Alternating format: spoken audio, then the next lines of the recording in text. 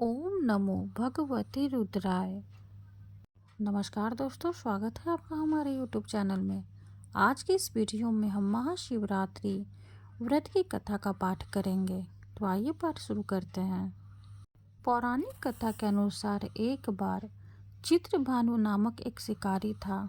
पशुओं की हत्या करके वह अपने कुटुंब को पालता था। वो एक साहूकार का ऋणी था, लेकिन ऋण समय पर न चुका सकने पर क्रोधित साहूकार ने उसको शिव मठ में बंदी बना लिया। संयोग से उस दिन शिवरात्रि थी। बंदी रहते हुए शिकारी मठ में शिव संबंधी धार्मिक बातें सुनता रहा। वही उसने शिवरात्रि व्रत की कथा भी सुनी। संध्या होने पर साहूकार ने उसे बुलाया और ऋण चुकाने के लिए पूछा तो शिकारी अगले दिन सारा ऋण लौटा देने का वचन दिया। साहूकार ने उसकी बात मान ली और उसे छोड़ दिया। शिकारी जंगल में शिकार के लिए निकला, लेकिन दिन भर बंदी गृह में रहने के कारण भूख प्यास से व्याकुल था। सूर्यास्त होने पर वह एक जलाशय के समीप गया और वहां एक घाट के किनारे एक पेड़ पर थोड़ा सा जल पीने के लिए लेकर चढ़ गया, क्योंकि उसे पूरी उम्मीद थी कि कोई न कोई जानवर अपनी प्यास बुझाने के लिए यहाँ जरूर आएगा। वह पेड़ बेलपत्र का था और उसकी पेड़ के नीचे शिवलिंग भी था, जो सूखे बेलपत्रों से ढके होने के कारण दिखाई नहीं दे रहा था। शिकारी को उसका पता न चला। भूख और प्यास से थका वह उसी मचान पर बैठ गया। मचान बनाते समय उसने जो टहनियाँ तोड़ी वे संयोग से शिवलिंग पर गिरी। इस प्रकार दिन भर भूखे प्यासे शिकारी का व्रत भी हो गया और शिवलिंग पर बेलपत्र भी चढ़ गए। एक पहर रात्रि बीत जाने पर एक गर्भिणी मिर्गी तालाब पर पानी पीने पहुंची। शिकारी ने धनुष पर तीर चढ़ाया। जो ही प्रत्यंचा खींची, उसके हाथ के धक्के से कुछ पत्ते एक जल के ऊपर बूंदे नीचे बने शिवलिंग पर गिरी और अनजाने में शिकारी की पहले पहर की पूजा हो गई। मृगी बोली, मैं गर्भिणी हूँ, शीघ्र ही प्रसव करूँगी। तुम एक साथ दो जीवों की हत्या करोगे, जो ठीक नहीं है। मैं बच्चे को जन्म देकर शीघ्र ही तुम्हारे समक्ष प्रस्तुत हो जाऊंगी, तब मार लेना। शिकारी ने प्रत्यंचा ढीली कर दी और मृगी जंगली झाड़ियों में लुप्त हो गई। कुछ ही देर बाद एक और मृगी उधर से निकली। शिकारी की प्रसन्नता का ठिकाना न रहा। समीप आने पर उसने धनुष पर बाण चढ़ाया। कुछ बेलपत्र नीचे शिवलिंग पर जा गिरे और अनायासी शिकार के दूसरे पहर की भी पूजा हो गई।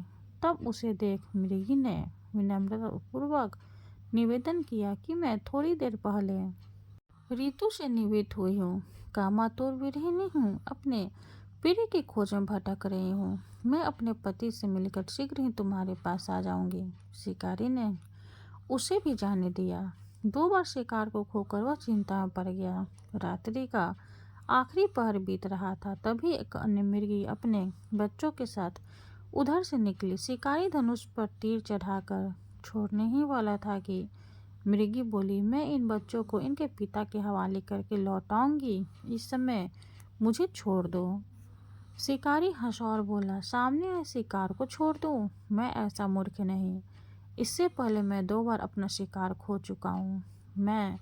मेरे बच्चे भूख प्यास से तड़प रहे होंगे। उत्तर में मृगी ने फिर कहा, जैसे तुम्हें अपने बच्चों की ममता सता रही है, ठीक वैसे ही मुझे भी इनकी फिक्र है। इसलिए सिर्फ बच्चों के नाम पर मैं थोड़ी देर के लिए जीवन दान मांग रही हूँ। मेरा विश्वास करो, मैं इन्हें इनके पिता के पास छोड़कर तुरंत लौटने की प्रतिज्ञा करती हूँ। मृगी का दीन स्वर सुनकर शिकारी को उस पर दया आ गई। उसने उस मृगी को भी जाने दिया। शिकार के अभाव में बेल वृक्ष पर बैठा शिकारी बेलपत्र तोड़ तोड़ कर नीचे फेंकता जा रहा था। उसकी तीनों पहर की पूजा भी स्वतः ही संपन्न हो गई। पौ फटने को हुई तो एक हष्ट पुष्ट मृग उसी रास्ते पर आया। शिकारी ने सोच लिया कि इसका शिकार वह अवश्य करेगा। शिकारी की तनी प्रत्यंचा देखकर मृग विनती स्वर में बोला, भाई, यदि तुमने मुझसे पूर्व आने वाले 3 मृगियों तथा छोटे छोटे बच्चों को मार डाला है तो मुझे भी मारने में विलंब न करो, ताकि मुझे उनके वियोग में एक क्षण भी दुख न सहना पड़े। मैं उन मृगियों का पति हूँ। यदि तुमने उन्हें जीवन दान दिया है तो मुझे भी कुछ क्षण का जीवन देने की कृपा करो। उससे मिलकर तुम्हारे समक्ष उपस्थित हो जाऊंगा। मृग की बात सुनकर शिकारी ने सारी कथा मृग को सुना दी। तब मृग ने कहा, मेरी तीनों पत्नियां जिस प्रकार प्रतिज्ञाबद्ध होकर गई, वे मेरी मृत्यु से अपने धर्म का पालन नहीं कर पाएगी। अतः जैसे तुमने इसे विश्वास पात्र मानकर छोड़ा है, वैसे ही मुझे भी जाने दो। मैं उन सबके साथ तुम्हारे सामने शीघ्र ही उपस्थित होता हूँ। उपवास, रात्रि जागरण तथा शिवलिंग पर बेलपत्र चढ़ने से शिकारी का हिंसक हृदय निर्मल हो गया। उसने भगवत शक्ति का वास हो गया था। उसके हाथ से धनुष तथा बाण छूट गया और उसने मृग को जाने दिया।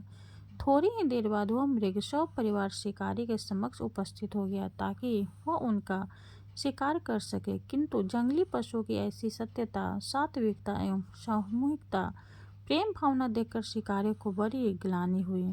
उसके नेत्रों से आंसू की झड़ी लग गई। उस मृग परिवार को न मारकर शिकारी ने अपने कठोर हृदय को जीव हिंसा से हटा सदा के लिए कोमल एवं दयालु बना दिया। देवलोक से समस्त देव समाज भी इस घटना को देख रहे थे। उसने ऐसा करने पर भगवान शंकर ने प्रसन्न होकर तत्काल उसे अपने दिव्य स्वरूप का दर्शन करवाया तथा उसे सुख समृद्धि का वरदान देकर गुह नाम प्रदान किया। यही वह गुह था जिसके साथ भगवान श्री राम ने मित्रता की थी। इस प्रकार महाशिवरात्रि पूजन पौराणिक व्रत कथा समाप्त हुई। ओम नमः पार्वती पतये हर हर महादेव। ओम जय शिव ओमकारा, स्वामी जय शिव ओमकारा, ब्रह्मा विष्णु सदाशिव अर्धांगिनी धारा।